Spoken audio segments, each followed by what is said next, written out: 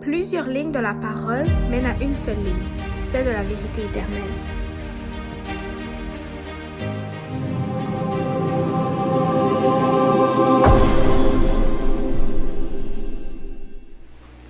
Donc, bonjour à tous, à chacun. Bon, ça va aussi à chacun d'entre vous.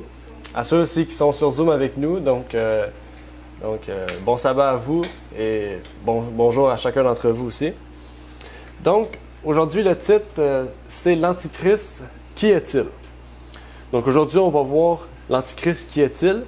Puis, une prochaine fois, on va voir l'Antichrist, quel est son esprit? Donc, ce sera une deuxième partie où on va approfondir davantage, dans le fond, l'Antichrist. De quel esprit il est question derrière cet Antichrist-là. Donc, bien sûr, nous, on connaît quand même assez bien le message de l'Antichrist, qui est l'Antichrist, quel est son but. Mais aujourd'hui, on va voir vraiment quelque chose, une sphère toute on pourrait dire, différente de ce qu'on a connu habituellement. Et déjà, si vous voyez l'image de couverture, vous voyez déjà une idée de qui ça pourrait être. Donc, c'était pour vous donner une petite idée. Mais vraiment, aujourd'hui, dans le monde, on pourrait dire moderne, dans lequel on vit, quand on pense à l'Antichrist, on pense à une personne qui va naître, qui va vivre jusqu'à 30 ans. À 30 ans, il va avoir un ministère, puis mourir à 33 ans. Okay? On voit la même chose que Christ, mais étant sous un aspect, on pourrait dire, tout contraire à ce que le Christ est. Et on peut penser tout de suite à une émission qui est sortie sur Netflix il y a quelques années déjà. Okay? Bien sûr, je ne vous encourage pas à l'écouter. Mais ici, c'est juste pour vous montrer que dans cette idéologie d'Antéchrist, Netflix en a profité pour en faire une émission qu'ils ont appelée Messia, donc le Messie. On peut lire le synopsis de cette émission qui nous dit comme suit. La série se concentre sur la réaction du monde moderne face à un homme qui apparaît pour la première fois au Moyen-Orient, dont les adeptes affirment qu'il est le retour eschatologique de Isa, Jésus en arabe. Son apparition soudaine et ses miracles apparents suscitent l'adhésion d'un nombre croissant de personnes à l'échelle internationale, ce qui suscite des doutes quant à sa véritable identité, une affaire sur laquelle enquête un agent de la CIA. Donc c'est une série en fait qui nous présente l'Antéchrist de la façon perçue aujourd'hui. On a vu la dernière fois, il y a un petit moment, si vous vous rappelez, on avait parlé de l'enlèvement secret. Okay? L'enlèvement secret, c'est la base de cet antichrist moderne. Qu'on dit qu'il va venir, il va apparaître dans le Moyen-Orient, dans un aspect comme Jésus, mais qu'il va faire des miracles et tout, mais c'est pas Jésus, c'est l'antéchrist. Okay? Donc, pour ceux qui n'ont pas écouté cette présentation, je vous prie d'aller l'écouter. C'est sur l'enlèvement secret. Donc, vraiment, c'est la théorie qui est le fondement de la théologie de l'Antéchrist qu'on a aujourd'hui. Okay? Donc, qu'on appelle le futurisme. Okay? Donc, on avait vu que c'était une théologie des Jésuites pour enlever l'origine de l'Antéchrist, qui est réellement l'Antéchrist. Okay? C'est ça, en fait. C'est pour détruire ce que les protestants croient depuis, on pourrait dire plus de 400 ans, comme étant l'Antéchrist. Qui est l'Antéchrist? Donc, c'est ça qu'on va voir aujourd'hui. Okay? Mais cette émission-là, en fait, nous révèle tout à fait pas c'est qu'est l'Antéchrist. Donc, je vous prie pas d'aller l'écouter. Mais par le synopsis, on a une idée de déjà ce qu'on a aujourd'hui comme idée de l'Antéchrist. Et la Bible nous dit, okay, dans 1 Jean 2, verset 22, « Qui est menteur, si ce n'est celui qui nie que Jésus est le Christ?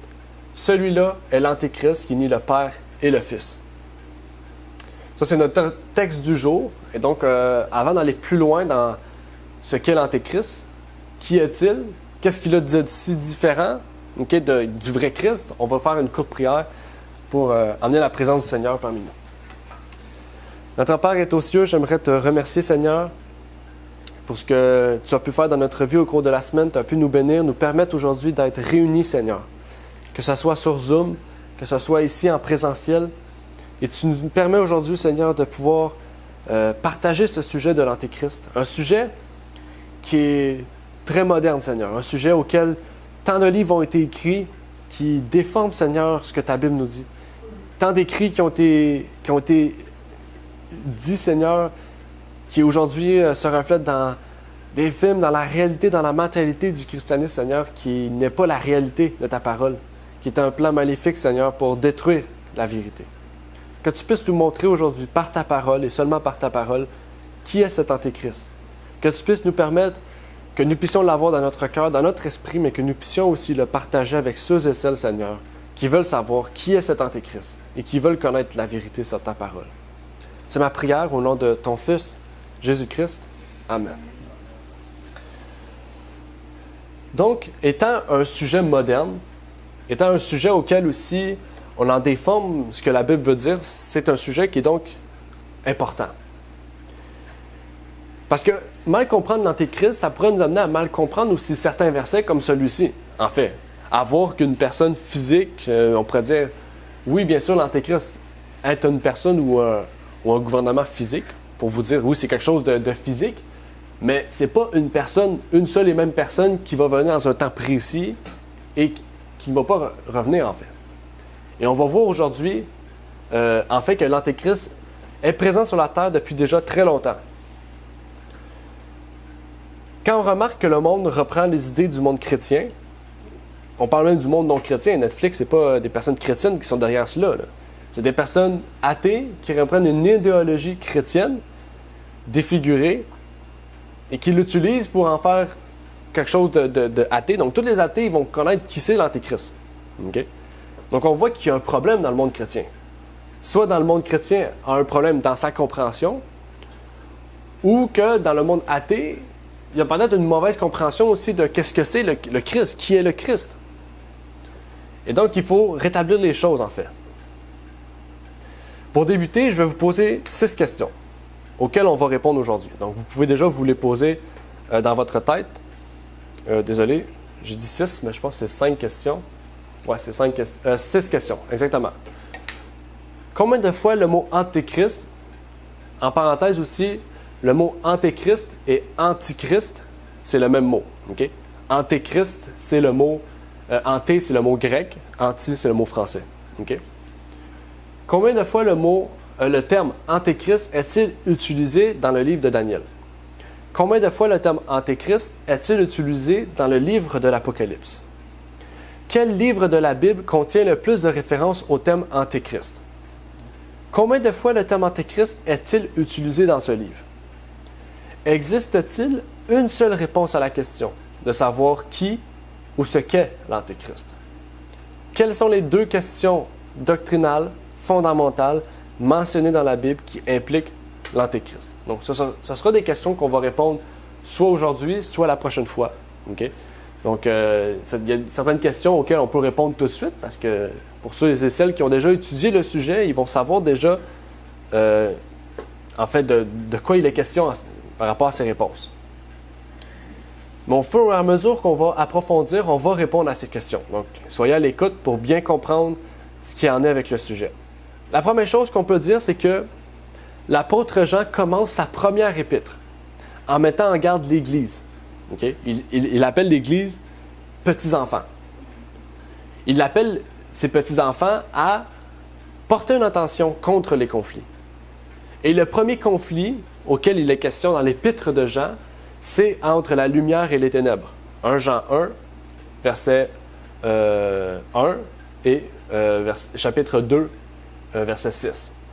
Donc ça, c'est les premiers conflits auxquels Jean parle, lumière et ténèbres. Le deuxième conflit, c'est entre l'amour et la haine, dans 1 Jean 2, versets 7 à 17. Le troisième conflit, c'est entre la vérité et l'erreur, dans 1 Jean 2, 18 à 23.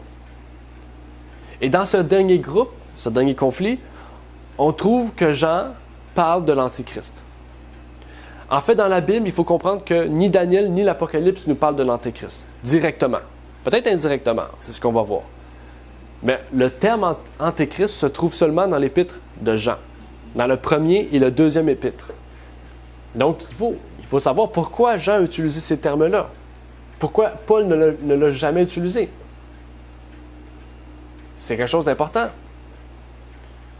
Par exemple, 1 Jean 2, 18 et 22, 1 Jean 4, verset 3 et 2 Jean 7 sont les seuls textes auxquels il est question avec l'Antéchrist. Et aujourd'hui, regardez à quel point c'est devenu gros cette doctrine, cette croyance de l'Antéchrist. On en fait des émissions, on en fait des films et tout, basé sur seulement 3 versets. Okay? Donc, on voit à quel point ça peut être destructeur. La première référence à l'Antéchrist, 1 Jean 2, versets 18 à 24, qu'on va lire dès à l'instant, et on va le lire dans son contexte, pour bien comprendre dans quel contexte Jean utilise le terme Antéchrist. Parce que si on comprend le contexte, on va comprendre dans quel sens qu'il faut comprendre aussi le terme Antéchrist. Dans quel sens qu'il va être un Antéchrist, en fait. On va commencer au verset 18.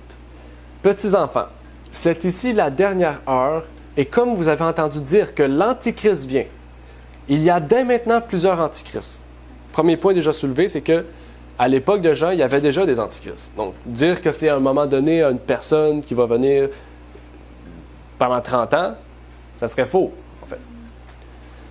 Par où nous connaissons que c'est la dernière heure. Ils sont sortis d'entre nous, mais ils n'étaient pas des nôtres. Car s'ils eussent été des nôtres, ils seraient demeurés avec nous. Mais c'est afin qu'il fût manifesté que tous ne sont pas des nôtres. Pour vous, vous avez reçu l'onction de la part du Saint, et vous connaissez toutes choses. Je vous ai écrit non que vous ne connaissiez pas la vérité, mais parce que vous la connaissez. Et parce que nul mensonge ne vient de la vérité. Qui est menteur, si ce n'est celui qui nie que Jésus est le Christ? Celui-là est l'Antichrist qui nie le Père et le Fils. Quiconque nie le Fils n'a pas non plus le Père. Celui qui confesse le Fils a aussi le Père. Que ce que vous avez entendu dès le commencement demeure donc en vous. Si ce que vous avez entendu dès le commencement demeure en vous, vous demeurerez aussi dans le Fils et dans le Père. Première chose qu'on voit, c'est que Jean ne dit rien, ou il jure pas, ou il dit pas quelque chose qui va venir plus tard. On ne parle pas ici d'une prophétie qui va venir plus tard. Et on voit ici que l'Antichrist ne se limite pas aussi à une seule personne, parce qu'il dit les Antichrists. Mais est-ce qu'il nie que l'Antéchrist est une personne? Non.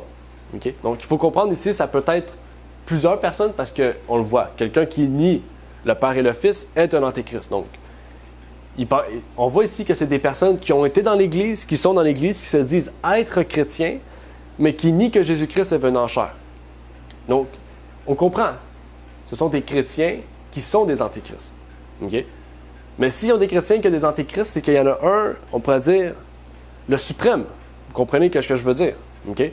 Il y a une source à toute chose. S'il y a une source, c'est qu'il y a une origine à toute chose. Okay? Qui découle à quoi? À avoir un esprit de l'Antéchrist. C'est ce qu'on va voir la prochaine fois. Mais aujourd'hui, on va établir déjà qu'est-ce que l'Antéchrist, pourquoi on le décrit comme suit.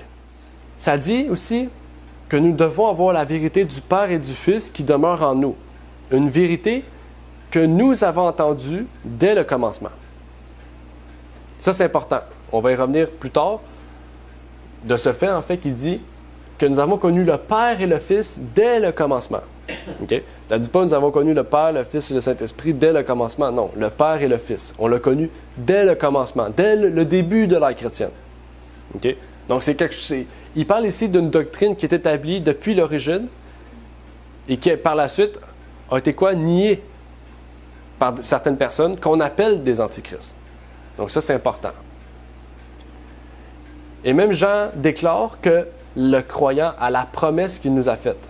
C'est la vie éternelle. Il a dit ça au verset 25. Puis au verset 26, il a dit « Je vous ai écrit ces choses au sujet de ceux qui vous séduisent. » Okay? Donc Jean nous rappelle une promesse qui a été faite par Jésus. C'est quoi? Si vous croyez en moi, vous croyez aussi au Père. Et quoi? Vous aurez la vie éternelle. Et là, après ça, Jean nous donne un avertissement. Croyez pas à ces antichrists. Ce sont des séductions, des séducteurs. OK? Donc déjà, à l'époque de Jean, il y avait des séducteurs et il y a encore aujourd'hui des séducteurs qui voudraient nous éloigner de cette importante et grande vérité, à savoir que Jésus est le Fils de Dieu, mais que Jésus aussi est le Christ. L'importance de comprendre que cette doctrine enseigne, c'est pas quelque chose de petit. Dire que Jésus-Christ est le Fils de Dieu, quand on dit Fils de Dieu, c'est le Fils, le vrai Fils, le Fils unique engendré de Dieu.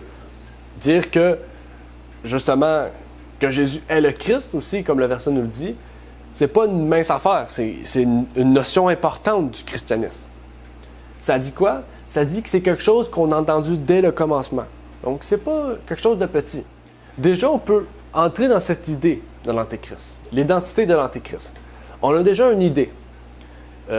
Aussi, pour ceux et celles qui voudraient le PowerPoint, parce qu'ici, il y a certains aspects du PowerPoint qui ont été dissipés par l'application, okay? Donc la stylistique typographique, on pourrait dire, là, de l'écriture. Donc, le PowerPoint original sera disponible sur le site Internet, okay? Dans la section diapositives. Okay? Donc, pour ceux et celles qui veulent les écritures, qui veulent les textes, vous pourrez l'obtenir sur notre site Internet. Okay? Je le mettrai aussi dans les vidéos YouTube, il est en lien en dessous, dans la description. Mais pour revenir sur l'identité, on va lire les autres références. Parce que bien sûr, si on lit toutes les références, on va pouvoir établir ce qu'est l'Antéchrist. 1 Jean 4, 1 à 3 nous dit « Bien-aimés, ne croyez pas à tout esprit, mais éprouvez les esprits pour voir s'ils sont de Dieu. Car plusieurs faux prophètes sont venus dans le monde. Reconnaissez l'Esprit de Dieu à ceci. Tout esprit qui confesse Jésus-Christ venu en chair est de Dieu. Et tout esprit qui ne confesse pas Jésus-Christ venu en chair n'est point de Dieu. Or, c'est là celui de l'Antéchrist, dont vous avez entendu dire qu'il vient et qui est déjà à présent dans le monde. » Il y a deux points importants ici, encore une fois, pour encore plus comprendre. Nier que Jésus est venu dans la chair, c'est l'esprit de l'Antéchrist.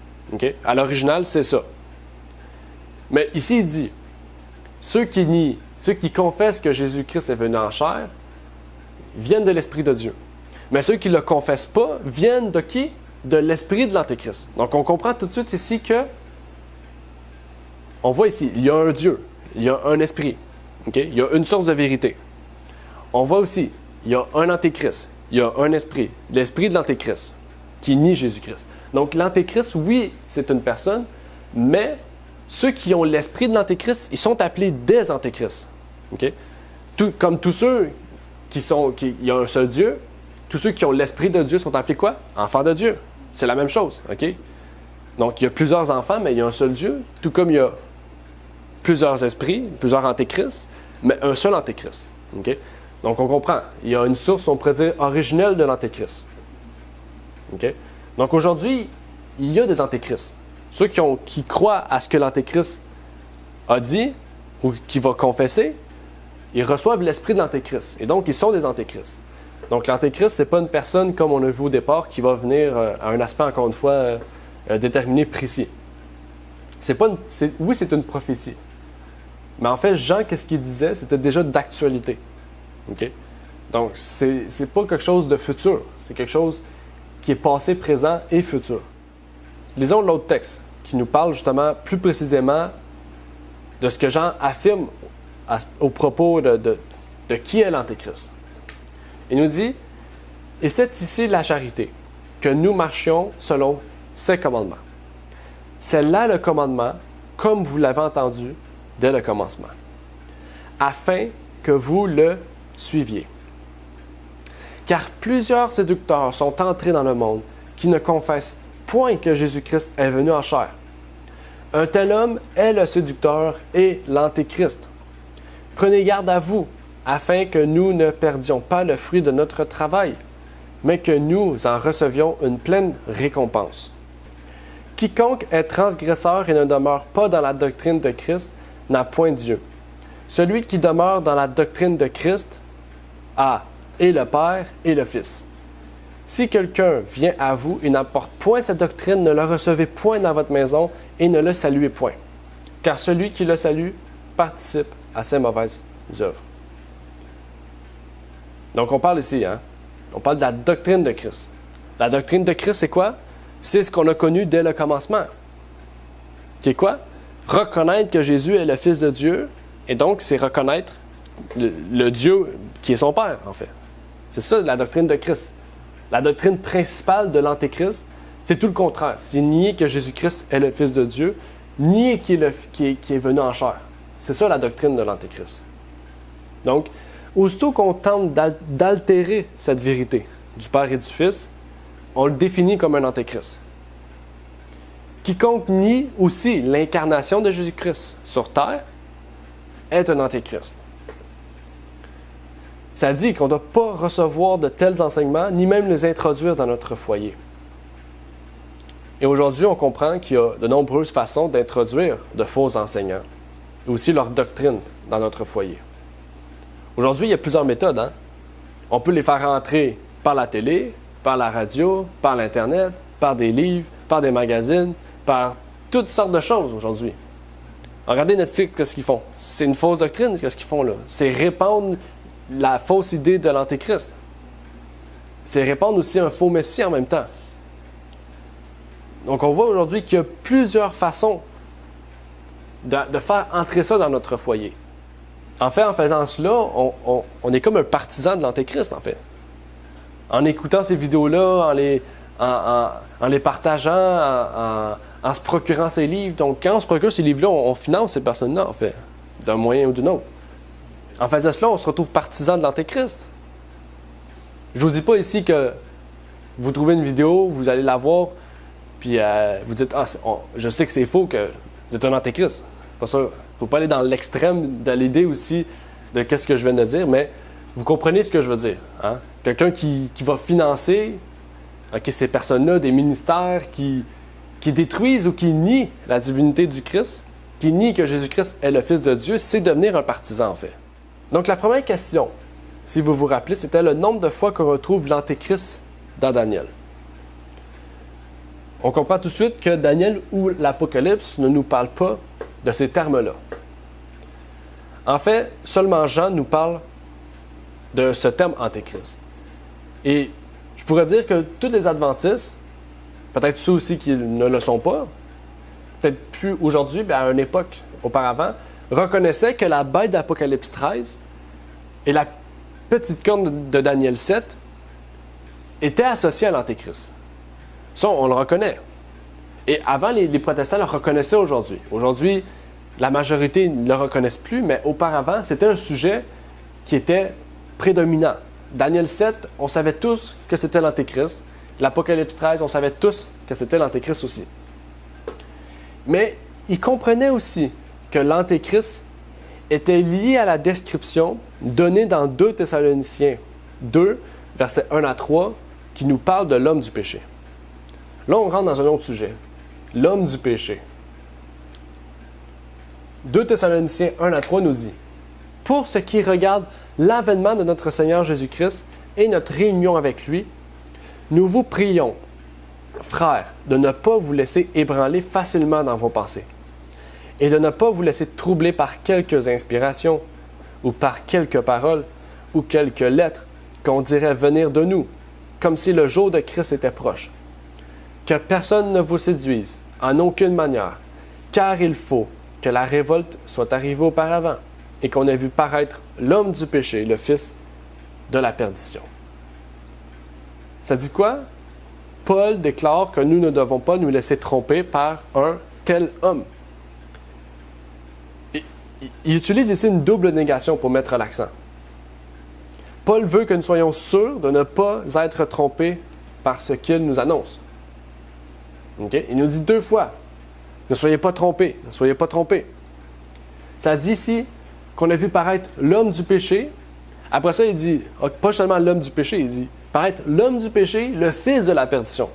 Il nous dit 2 termes différents pour nous montrer, en fait, qui est cet homme, qui est cette personne. Mais il continue après, il ne s'arrête pas là. 4 à 7, il nous dit, l'adversaire est celui qui s'élève au-dessus de tout ce que l'on appelle Dieu ou qu'on adore, jusqu'à s'asseoir comme Dieu dans le temple de Dieu, se proclamant lui-même Dieu. Ne vous souvient-il pas que je vous disais ces choses lorsque j'étais encore avec vous? Et maintenant, vous savez ce qui le retient, afin qu'il ne soit manifesté que dans son temps. Car le mystère d'iniquité opère déjà, attendant seulement que celui qui le retient maintenant soit enlevé. On voit, le fils de la perdition, on disait quoi d'autre aussi? L'homme du péché. Okay? Ils ne sont pas encore présents. Mais le mystère d'iniquité opère déjà. Donc, qu'est-ce qui va faire en sorte que cette personne soit révélée opère déjà. Okay? Donc, on comprend que il va falloir un processus avant que l'homme du péché, le fils de la perdition, se révèle. Il y a un cheminement, en fait. Il faut que le christianisme change. Okay? C'est logique, en fait. Par exemple, si vous allez voir des conservateurs et que vous leur dites, on va prendre aux États-Unis. Vous allez aux États-Unis, vous allez voir des conservateurs, vous leur dites, aujourd'hui, on vous retire vos armes. Est-ce qu'ils vont être d'accord? Non. Ils vont dire, mes armes, c'est ma propriété. Mais faites-leur afficher à la télé, faites-leur afficher à la radio, peu importe, tous les moyens. Ah, les armes, c'est pas bien. Vous leur montrez un beau slogan. Retournez-y 5 ans après, posez-lui la question. Est-ce qu'il va être d'accord? Sûrement.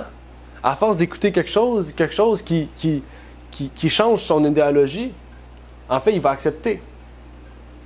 Mais en fait, c'est la même chose. Le mystère d'iniquité, c'est ça qu'il faisait. Il prenait des chrétiens, OK? Il y avait des chrétiens à l'intérieur qui détruisaient ce qu'ils connaissaient au commencement, et à force que les dirigeants, OK, ne reprenaient pas ces personnes-là ou ne défendaient pas la foi, mais en fait, c'est devenu que l'Église a cru à ce mystère d'iniquité-là et ont permis que l'homme du péché, le fils de la perdition, prenne la place. Donc, c'est quelque chose de grave, pareil, là, quand on pense à ça. Là. Et on est capable de l'associer ici. Le mystère de l'iniquité opère déjà, puis Jean nous dit que l'Antichrist opère déjà. Puis c'est deux choses ennemies de Christ, donc on pourrait les associer ensemble. L'Antéchrist, le mystère de l'iniquité, ce sont deux choses qui sont liées, en fait. Okay? C'est juste que Paul n'a pas utilisé le terme Antéchrist. Mais ils ont le même but, en fait, détruire ce que les chrétiens connaissaient au commencement. Il continue même en disant, 8 à 12. « Et alors paraîtra l'impie, que le Seigneur détruira par le souffle de sa bouche et qu'il anéantira par l'éclat de son avènement. L'apparition de cet impie aura lieu avec la force de Satan, avec toute puissance, avec des prodiges et de faux miracles, et avec toutes les séductions de l'iniquité parmi ceux qui se perdent, parce qu'ils n'ont point reçu l'amour de la vérité pour être sauvés. C'est pourquoi Dieu leur enverra un esprit efficace d'égarement, pour qu'ils croient au mensonge, afin que tous ceux qui n'ont point cru à la vérité, mais qui ont pris plaisir dans l'injustice, soient condamnés. » Rappelez-vous, Jean mentionnait Antéchrist au singulier. Cela implique, logiquement, si on prend le terme au singulier, un individu ou quelque chose qui se trouve au singulier dans une structure. Ça pourrait être un gouvernement, ça pourrait être une puissance, mais quelque chose au singulier. Il y a une source originelle de l'Antéchrist, en fait. OK? Mais on voit ici, cet homme de péché est aussi le fils de la perdition, encore au singulier. Donc, c'est encore plus lié, OK? Il faut comprendre que le mystère de l'iniquité s'opère par plusieurs personnes pour mener à quoi? C'est comme à un antéchrist, pour mener à un fils de la perdition, pour mener à un système, à quelque chose vraiment qui va être la source de ce mystère plus complet, en fait. Au lieu d'être des individus un peu partout, ça va être une puissance qui va être la source de ce mystère. Et logiquement, si on dit le fils de la perdition, c'est parce qu'il y a un père. Quand on étudie Apocalypse 17, on dit « Elle est la mère des fornicatrices », on sait qu'il y a des filles. Hein? On ne va pas entrer dans les détails, mais si on parle de la mère de Babylone, la grande prostituée, on parle du catholicisme, on pourrait dire de la papauté, plutôt le système papal, on sait que ces filles sont ceux qui viennent de ce système, qui sont le protestantisme apostat. Mais ici, si on parle du fils de la perdition, c'est qu'il y a un père, c'est qu'il y a une source qui est en dehors de nos... on pourrait dire de ce que nous, pas ce que nous on connaît, mais que ce que nous on fréquente. Okay? On ne fréquente pas cette puissance, cette source de l'Antéchrist. Mais que Jésus a dit, vraiment, Jésus a dit que cette source, cette puissance tentait de le détruire dans son ministère. On même tenté de le tuer. Et ce qui est étonnant, c'est que c'est encore Jean qui nous parle de cela. Pas dans son épître, mais dans son évangile. Il nous dit, « Le père dont vous êtes issus, c'est le diable. et vous voulez accomplir les désirs de votre père. Il a été meurtrier dès le commencement et il n'a point persisté dans la vérité, parce qu'il n'y a pas de vérité en lui. Regardez, Satan, c'est la source du mensonge. Il n'y a aucune vérité en lui. Lorsqu'il dit le mensonge, il parle de son propre fond, car il est menteur et le père du mensonge. Donc oui, il y a une source originelle, il y a un père, le diable, c'est Satan. Le père de la perdition, on pourrait dire, c'est Satan, puis le fils de la perdition, c'est ce qu'on va voir. Mais Jean nous dit que l'Antichrist est menteur. Ici, il nous dit que Satan est le père du mensonge. 1 Jean 2, verset 22 nous dit que l'Antichrist est menteur. Et si on revient encore dans 2 Thessaloniciens 2, verset 8, on voit que Paul dit qu'il y a un méchant, un être, qui sera révélé. Quelque chose qui va être exposé. Et dans le grec original, en parlant de ce mot, il n'y avait pas de distinction entre les lettres majuscules et minuscules. Dans le grec, il n'y a pas de majuscule ni de minuscule. C'est tout écrit d'une même syntaxe, en fait. C'est tout écrit d'une même façon. Mais les traducteurs, quand on parle de ces textes, bien sûr, hein, dans tous ces textes, 2 Thessaloniciens 2, en fait, ils ont mis une majuscule à ce mot, à certains mots dans le texte de 2 Thessaloniciens. Parce qu'ils voient, parce qu'il faut comprendre, hein, quand ils traduisent, il y a certains mots qu'ils mettent en majuscule. Hein, ils ont mis Saint-Esprit en majuscule, tandis que ça devrait être minuscule, parce qu'une majuscule, c'est un nom propre, c'est une personne.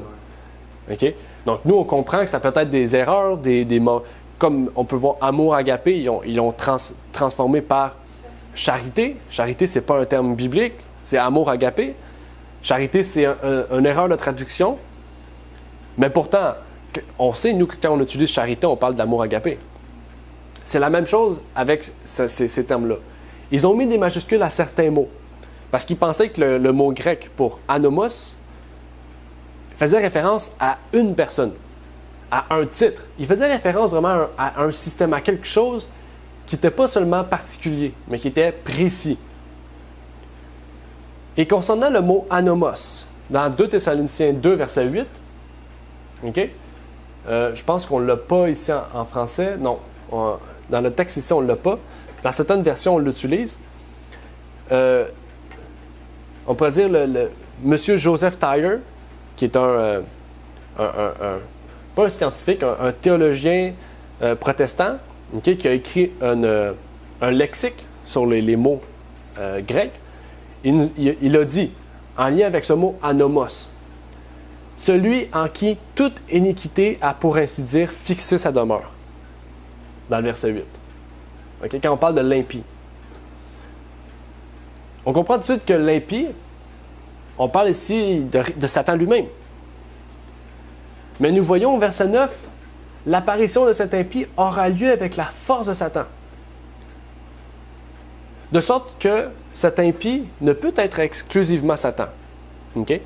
Donc au verset 8, l'impie, on parle de Satan, mais au verset 9, ça dit qu'il va apparaître. Avec la force de Satan. Donc cet impie-là, c'est pas seulement Satan. On comprend que cet impie-là est le père du mensonge, mais que ce fils de la perdition est aussi cet impie, qui va se proclamer au-dessus de Dieu, qui va se dire être lui-même Dieu, qui va mettre son trône. Donc, c'est pas seulement un homme, c'est un système qui va se proclamer être au-dessus de Dieu. Donc, on comprend que oui, au sens originel, 2 Thessaloniciens nous parle de Satan, mais que sur terre, Satan utilise une puissance. Pourquoi? Pour amener à détruire Jésus. Et la seule puissance, ou plutôt le seul agent principal sur terre qui est utilisé par Satan pour détruire Jésus, c'est un système chrétien, logiquement. Hein? Satan ne va pas utiliser un système athée pour détruire le christianisme, même s'il le fait. Mais de l'intérieur, il utilise la papauté pour détruire le véritable christianisme, pour détruire tout ce que le christianisme croyait au départ. Et ça, quand on fait ce parallèle-là, on utilise la même façon qu'on l'utilise pour étudier Daniel et l'Apocalypse. Par exemple, Dans Apocalypse 12, versets 3 et 4, on voit un dragon rouge. Ça dit que ce dragon rouge, il attaque le Christ et tente de tuer le petit Jésus. On ne dit pas le petit Jésus, on dit le petit enfant. Mais le petit enfant, on sait que c'est Jésus. On sait que réellement, Satan il ne s'est pas représenté sur terre pour essayer de tuer Jésus. Non. Il a utilisé une puissance qu'on appelle qui? Qu'on appelle Hérode, son gouvernement, son armée. Pour quoi faire? Pour essayer de tuer Jésus sur terre. On utilise le même procédé qu'on vient d'utiliser dans 2 Thessaloniciens. Puis là, on est d'accord pour dire que le dragon rouge est Satan, mais que sur terre, il utilise la Rome païenne pour détruire Jésus. Donc, on comprend qu'il peut avoir un sens secondaire qui est appliqué. Ce n'est pas une double application d'une prophétie, non. C'est un sens secondaire d'une prophétie. OK? On sait que le dragon est Satan, mais Satan utilise une puissance sur terre qui est appelée la Rome païenne pour détruire Jésus. Mais ici, il fait la même chose. Satan veut détruire l'Église spirituellement en envoyant qui? L'Antéchrist. Qui est qui? La papauté lui-même. Pourquoi? Pour détruire spirituellement le christianisme. Pour détruire spirituellement une Église, il faut détruire ses fondements. Ses fondements étant ses doctrines. Si on détruit les doctrines d'une Église, elle n'est plus l'Église qu'elle est. Hein? Par exemple, si on détruit le calvinisme, qu'est-ce qu'on va faire? On va détruire ce à quoi ils croient. Eux, ils croient, les calvinistes croient qu'on est tous choisis déjà par Dieu. On est prédits par Dieu. C'est-à-dire qu'on est, puis que Dieu nous a déjà dit, bon, lui va être sauvé, lui non. Même si on est chrétien ou non. Ça, c'est les calvinistes. Si on détruit cette doctrine-là, on ne les appelle plus calvinistes. On les appelle d'une autre façon. Ça va être d'une autre doctrine. Par exemple, les baptistes. Les baptistes, c'est des anabaptistes. Les baptistes, on les appelle baptistes parce que c'est eux qui ont décidé de croire qu'il faut baptiser des personnes conscientes et non pas des enfants, des bébés, je veux dire. Si on prend des baptistes aujourd'hui, on leur dit, aujourd'hui, on va baptiser des bébés, on ne baptise plus des gens adultes. Est-ce qu'on les appelle des baptistes? Non. On ne les appelle pas des baptistes. On peut les appeler des anglicans, parce qu'ils baptisent des bébés. On peut les appeler des catholiques, mais pas des baptistes. C'est la même chose ici. Si Satan détruit le fondement du christianisme, qu'est-ce que le christianisme croyait à la base? On ne les appelle plus des chrétiens, on les appelle des antichrists. C'est pas pareil. On voit, là, vous comprenez où est-ce qu'on s'en va, en fait. En fait, il faut savoir que la papauté, aujourd'hui, qui disent être chrétienne, en fait, n'a jamais été chrétienne. Elle a toujours été païenne. Prenez toute l'histoire de la Rome, vous allez voir qu'elle était païenne. Aujourd'hui, le système papal, la papauté, le catholicisme, c'est une phase, on pourrait dire une phase visuellement chrétienne, mais spirituellement athée. OK? Je ne vous dis pas que tous les catholiques sont athées. Non, il y a des catholiques qui sont sincères, qui vont être sauvés et qui ont une foi plus importante que toutes les autres dénominations qui existent. Mais on parle du système papal. On parle de l'Église en général, la grande Église, le E majuscule, pas le E minuscule, le E majuscule. L'Église, le système papal, est un système païen sous un voile chrétien. Dans Daniel 8, on nous parle d'une petite corne. Cette petite corne représente 2 phases de Rome, si vous vous rappelez. La phase païenne et chrétienne de Rome. Et dans Daniel 11, on parle même du roi du Nord. Hein? Je ne vais pas entrer dans les détails, mais on sait que le roi du Nord représente Rome. Et que, encore une fois, on parle de 2 phases. Daniel 11, 30 à 39, on parle de la Rome païenne. Après ça, par la suite, on parle de la Rome papale. On trouve derrière cela un mélange entre Satan et Rome. Et on comprend tout de suite que la Rome papale, la papauté, est l'homme du péché, est l'antéchrist. Et depuis que le protestantisme existe, l'antéchrist a toujours été défini par la papauté. Prenez tous les écrits des réformateurs. Luther, Calvin, peu importe. Wycliffe. Si vous prenez tous leurs écrits, vous allez tous voir qu'ils reconnaissent que s'il y aurait une place où ce qu'on pourrait appeler Satan, ça serait la papauté. Okay? On sait que toutes ces personnes-là ont cru que l'Antéchrist était la papauté, et ça a été comme ça dans les années 1800. Okay? Maintenant, allons voir aussi ce que la savante du Seigneur nous dit à ce propos. Ça, on l'a lu. Oh, je vais reculer. L'Antéchrist en tant que Satan. La savante du Seigneur nous dit, okay? On va lire un texte qui va appuyer ce fait. C'est un fait quand même assez facile à savoir.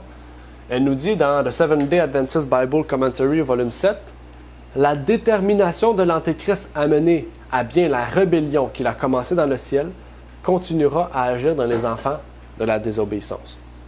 Okay? Donc, qu'est-ce que Satan a fait au ciel? C'était une œuvre d'Antéchrist. Il va la faire sur terre, cette œuvre. Par qui? Par son représentant, la papauté. Okay? Et comme on a vu, l'Antéchrist a un esprit. Donc, tout ce que l'Antéchrist croit, il va le propager. Son esprit, il va propager son esprit de fausse doctrine, son esprit d'Antéchrist. Mais encore une fois, l'Antéchrist ici est singulier. Donc, on voit, c'est toujours la même source. Okay? Maintenant, allons voir l'Antéchrist en tant que papauté. Parce que oui, il faut voir aussi que l'Antéchrist, c'est la papauté. Dans Testimonies to Ministers and Gospel Workers, on peut y lire « Le monde entier doit être rempli d'inimitié envers les adventistes du 7e jour, parce qu'ils ne veulent pas rendre hommage à la papauté en honorant le dimanche, institution de cette puissance, comment? Antichrétienne, antichrist. Le but de Satan est de les faire disparaître de la terre afin que sa suprématie sur le monde ne soit pas contestée. » Aujourd'hui, si on prend un recul, on voit ce qui est dit. On voit Adventiste du 7e jour, il parle de nous, OK? Il ne parle pas de la grande cathédrale. Ellen White le dit souvent, on ne parle pas de la grande cathédrale. Ellen White cite ce passage-là dans les années 1900. À ce moment-là, les Adventistes avaient dans leur principe, un des principes qui disait quoi? Que la papauté était l'Antéchrist. Dans leur principe de croyance publique, il y avait un principe qui disait que l'Antéchrist était la papauté. Aujourd'hui, il a été retiré. Okay? Pourquoi? Pour ne pas choquer. Pour faire plaisir à tout le monde. Okay? Donc, si on recule, on voit ce que ce texte nous dit. Il faut le prendre dans le contexte que Ellen White dit ça en 1900, quand les Adventistes avaient dans leur croyance un principe qui disait que la papauté était l'Antéchrist. Aujourd'hui, ce n'est plus le cas. Okay? Mais pour ceux qui croient au principe de 1889, on est cité par ce passage-là. Parce que dans nos principes, c'est écrit que la papauté est l'Antéchrist. Okay? Peut-être pas de cette façon-là, mais on parle du fils de la perdition, on parle de l'homme du péché. Vous pourrez aller voir les principes de 1889, vous trouverez exactement ce que je viens de dire. Allons plus loin. Dans The Sign of the Times, okay? Regardez, 94 cette fois. Dans les conseils de la synagogue de Satan, il a été décidé d'effacer le signe d'allégeance à Dieu dans le monde. L'Antéchrist, ça dit quoi? L'homme du péché s'est élevé comme suprême sur la terre. Et par lui, Satan a travaillé de façon magistrale pour créer la rébellion contre la loi de Dieu et contre le mémorial de ses œuvres créées. N'est-ce pas là le péché et l'iniquité? Quel plus grand mépris pourrait-on jeter sur le Seigneur Dieu, le Créateur des cieux et de la terre, que celui qu'on lui jette en ignorant le sabbat, qu'il a institué, sanctifié et béni, afin qu'il soit toujours un mémorial de sa puissance en tant que Créateur? Comment les hommes ont-ils modifié et profané le jour que Dieu a sanctifié? Comment le monde chrétien ose-t-il accepter le faux sabbat, enfant de la papauté? Regardez, enfant de la papauté. Le monde chrétien a nourri et chéri le faux sabbat comme s'il avait une origine divine, alors que le fait est qu'il est né avec le père du mensonge et a été introduit dans le monde par son agent humain, l'homme du péché. Je trouve que le texte est quand même assez explicite, il nous dit vraiment tout ce qu'il faut comme information, qui vient confirmer ce qu'on vient de dire. Et même, je vous prie d'aller lire le livre, le chapitre dans la tragédie des siècles qui s'appelle « L'évêque de Rome ». qui nous dit aussi que l'évêque de Rome est le représentant de Satan, okay? Dans la tragédie des siècles à la page 50. Si vous lisez ce chapitre-là, vous allez voir que tout ce qu'on vient de dire va être plus profondément exprimé. On comprend que l'Antichrist est Satan, son enfant, l'homme du péché, et l'homme du péché est le représentant de Satan sur terre. Donc, il est l'Antéchrist aussi. Okay? Et même qu'on a parlé de la synagogue de Satan. La synagogue de Satan, okay? J'ai pas avec moi le texte, mais je sais que c'est dans Apocalypse 2 qu'on parle de la synagogue de Satan. Okay? Dans quelle église spécialement qu'on parle de la synagogue de Satan? On parle de la synagogue de Satan dans Apocalypse 2, verset 9. Okay? Et c'est dans l'église de Smyrne. Donc ça veut dire que dès la deuxième église, okay? Dès la deuxième église, le mystère de l'iniquité avait arrivé à son but, à savoir de révéler le fils de la perdition, l'homme du péché. Et quand est-ce que l'église de Smyrne se termine? Elle se termine en 323. Pourquoi?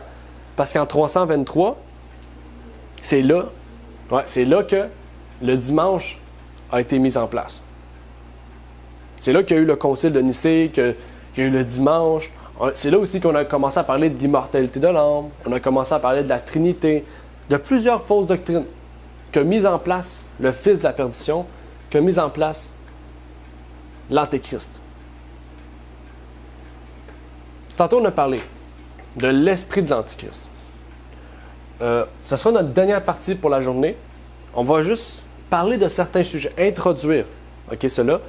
Comme ça, la prochaine fois, vous aurez déjà une idée dans quoi qu'on va s'embarquer. Aujourd'hui, on vit dans une époque où l'esprit de l'Antéchrist, dans le monde chrétien, on pourrait dire, est assez bien implanté. C'est quelque chose de décevant, mais c'est la réalité. Elle nous dit, à notre époque, nous voyons tous les niveaux et tous les degrés du scepticisme. Il y a des infidèles de haut rang, ceux qui croient aux merveilles mensongères du spiritisme, et ceux qui rejettent les prétentions de la vérité divine. Tous ces gens font partie de la classe dont Jean a parlé et sont contrôlés par qui?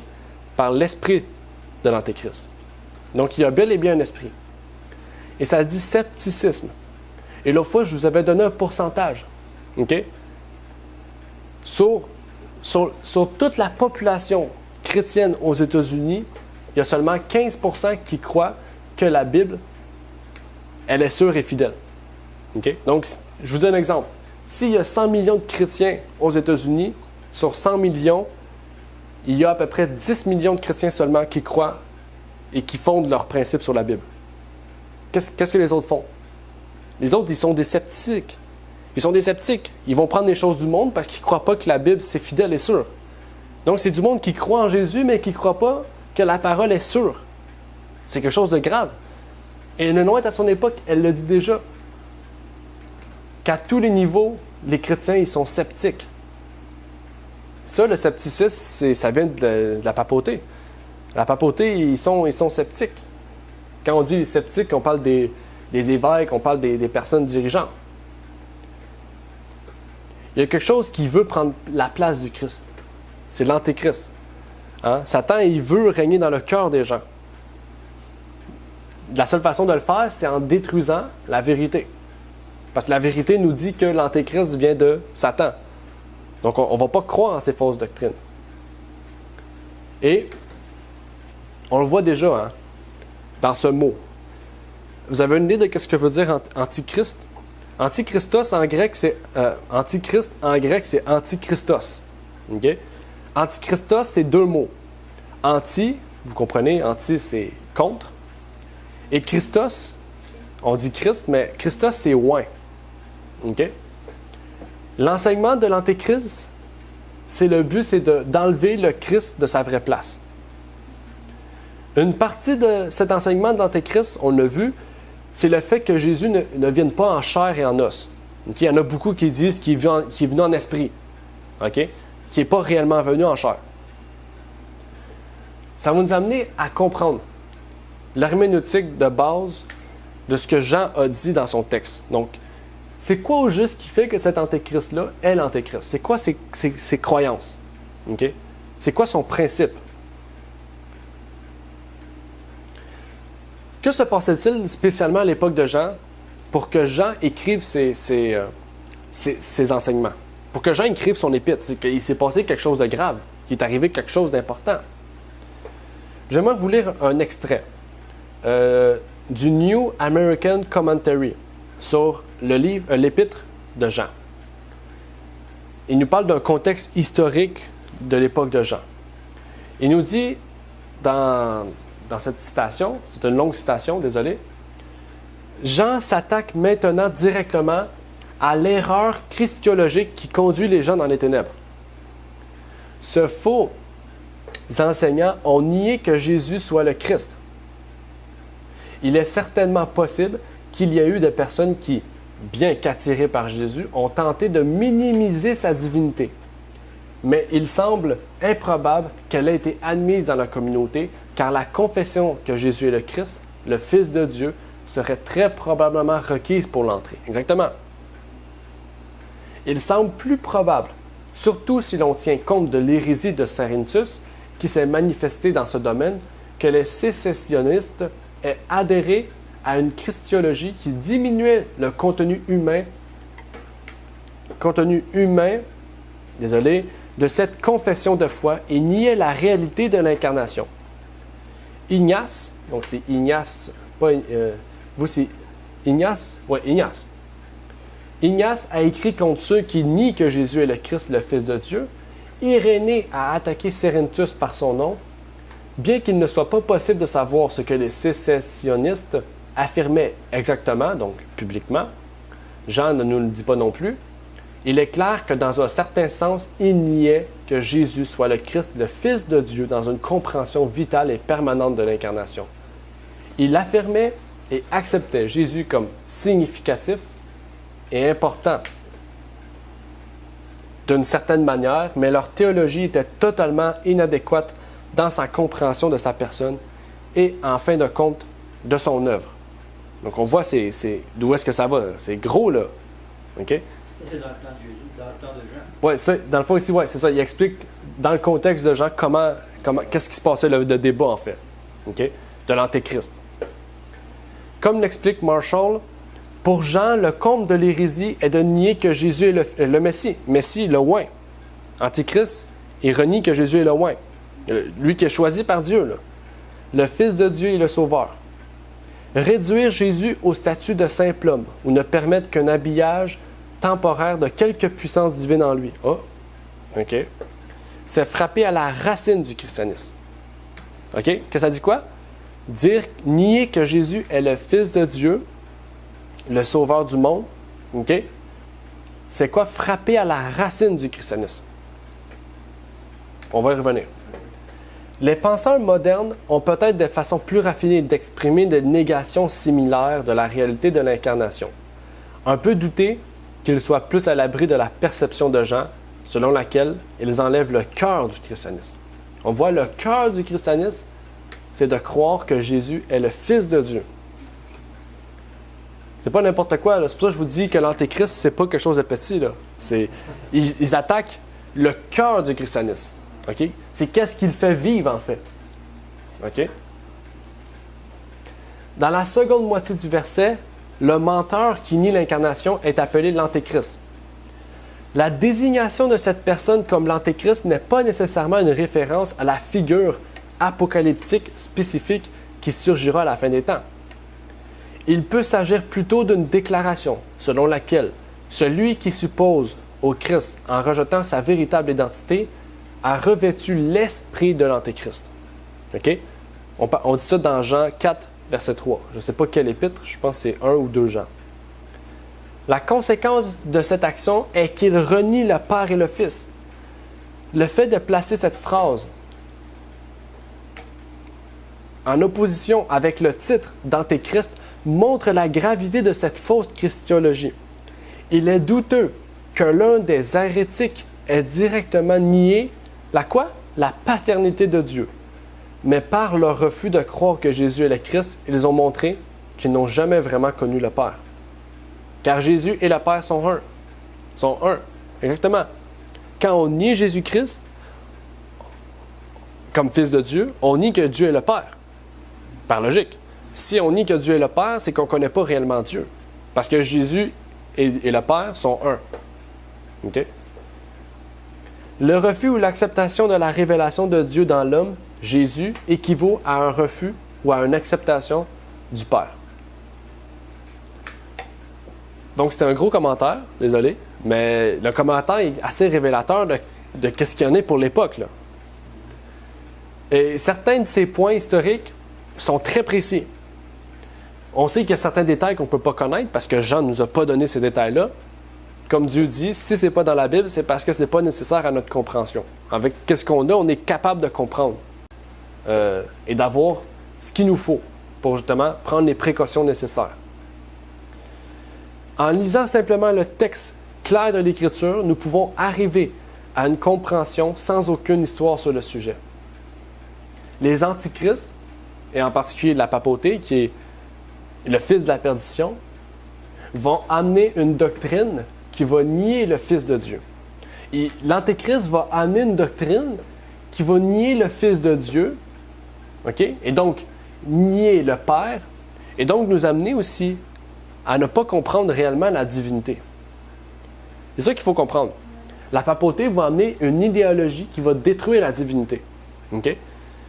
Ils sont même allés au point de dire que Marie était parfaite, c'est la raison par laquelle Jésus est né parfait, et c'est la raison pour laquelle lui, dès la naissance, il n'était pas pécheur. Il n'a pas besoin de passer par un baptême, donc par aspersion.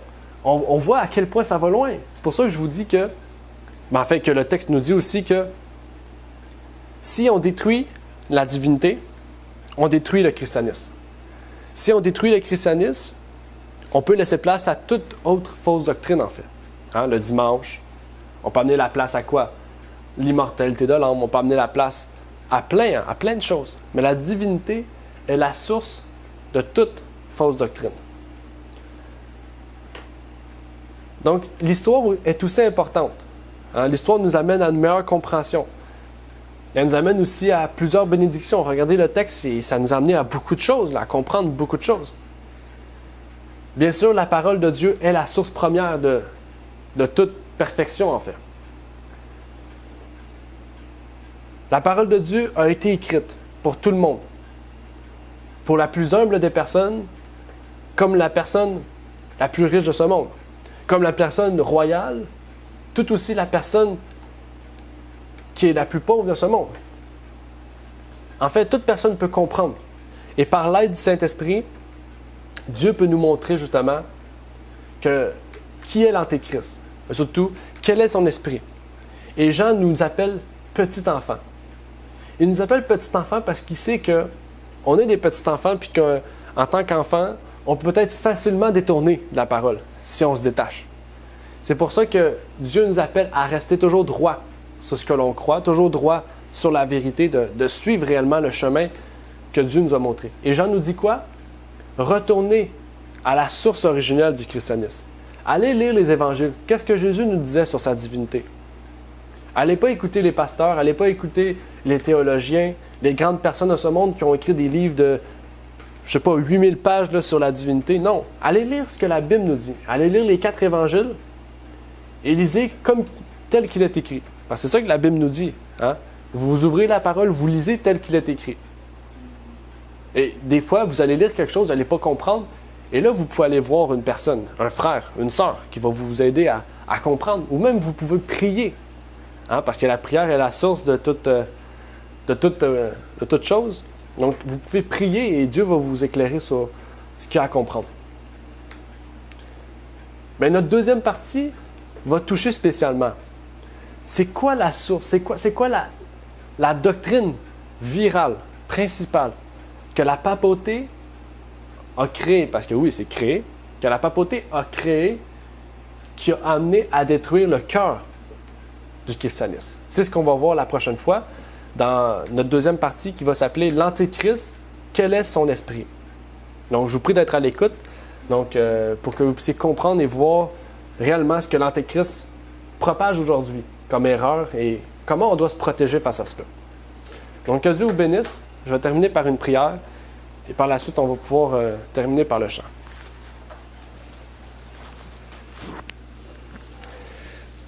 Notre Père qui est aux cieux, j'aimerais te remercier, Seigneur, pour ce message que tu nous permets d'avoir. Même pour moi, Seigneur, ça a été une révélation. Ça m'a permis de comprendre plusieurs choses. Que tu puisses toucher nos cœurs, Seigneur. Que tu puisses nous permettre de toujours suivre ta parole, suivre ta vérité, Seigneur. Ta parole est la seule source de vérité, la seule source de soutien sûr, la seule source qui va nous permettre de réellement comprendre qui est ton Fils, Seigneur. Que tu puisses nous permettre de comprendre, Seigneur, ces points qui sont le cœur du christianisme, Seigneur. Et ça devrait être compris par tous les chrétiens, Seigneur. Parce que si on ne comprend pas, Seigneur, qui es-tu, comment peut-on te prier? Comment peut-on te louer? Comment peut-on tout faire, Seigneur? Que tu puisses nous permettre de bien te connaître, bien connaître ton amour, bien connaître ta personne, bien connaître, Seigneur, tout ce que tu veux faire par ton esprit envers nous, Seigneur. Que tu puisses nous éclairer, nous guider, que tu puisses nous permettre aussi d'être une lumière pour ceux et celles, Seigneur, qui aimeraient te connaître réellement, qui aimeraient connaître ton amour envers, Seigneur, envers nous pécheurs, envers nous aussi tes enfants, Seigneur. C'est ma prière et je t'en prie, par le précieux nom de ton Fils Jésus-Christ. Amen. Merci d'avoir écouté cette vidéo. Pour plus de contenu, abonnez-vous sur notre site Internet. Il est également possible pour vous de nous suivre sur notre page Facebook et de nous contacter par email.